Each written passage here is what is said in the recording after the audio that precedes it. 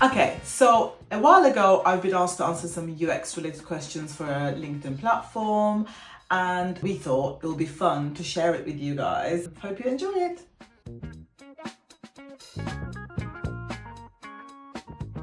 Okay, so UX and data question.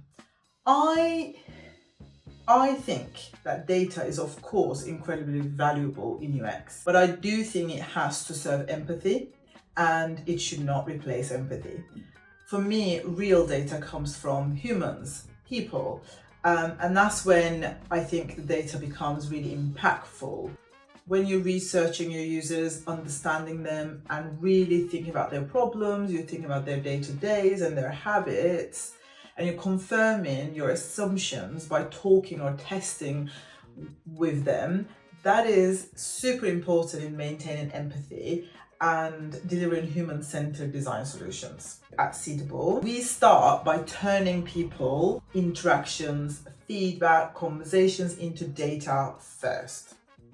Once the product is live, we start getting more feedback, we get more data from those interactions, and then we can compare the feedback we get with our objectives, and if we really are helping solve that problem we defined in the first place by talking to people.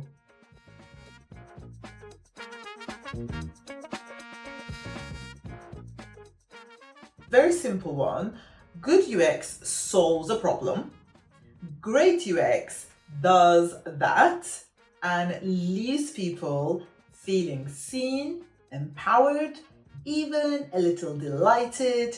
Great UX is seamless but also soulful. In summary, what great UX translates into is having accessibility, sustainability, and inclusivity. And these are, for me, non-negotiables in UX. You can't be great if your product is excluding people.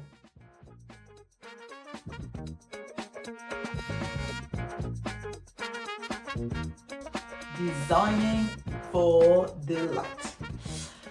Functionality is important, but if your UX doesn't make people have any positive emotions, whether it's with colors, illustrations, ease of use, it's not a delightful experience.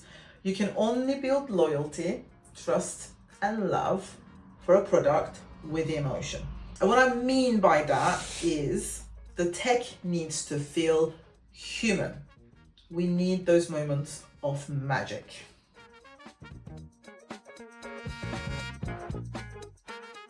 How do you see the relationship between UX and brands evolving? Okay, well, it depends. If you're a digital product, then UX is a big part of your brand.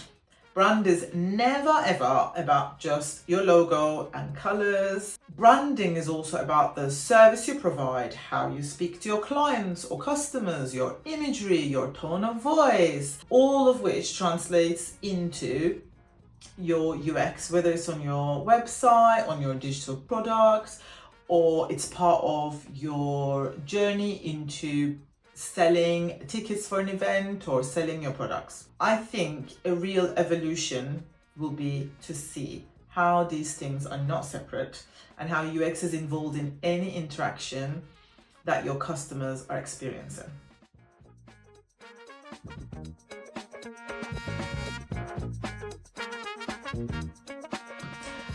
With an emphasis on our validation process, actually. Our validation process helps us understand the user needs and put their needs as a priority. This whole validation thing is tough, but at least we know when we get it right or wrong earlier on, and we can then really confirm that we are solving the problem at hand.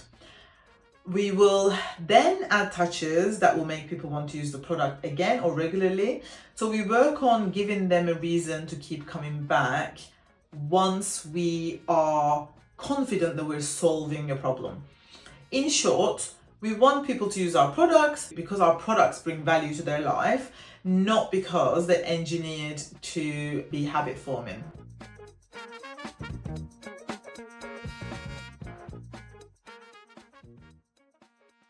that UX isn't about making things look pretty.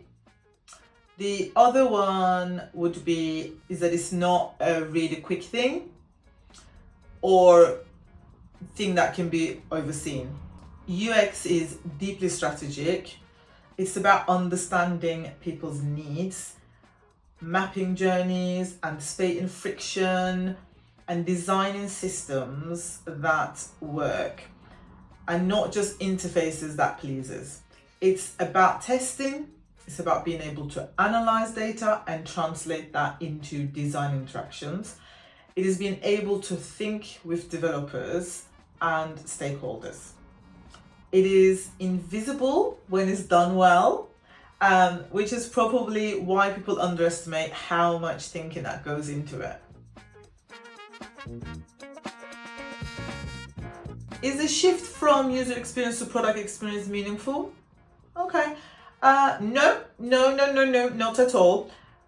Look, it's great that PX can broaden the lens by bringing business strategy and engagement tactics, performance, etc. into the game.